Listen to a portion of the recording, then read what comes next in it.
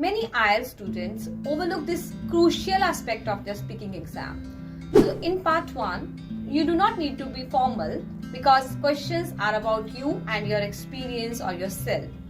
Just make it simple and informal, but try to speak for about 20 seconds for each question.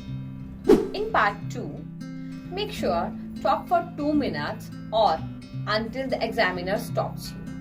It is not important to follow the bullet points, you can skip it too, but it's important to cover the last one. Just explain why and what. It will enable you to use more complex vocabulary and grammar. So in part 3, while answering the questions in the third part, it's important to focus on what people generally do rather than solely discussing about your own experiences. And if your examiner stops you, that does not impact on your scores, but it means that it's time to move on to the next question. For more such tips, just follow our channel. Thank you.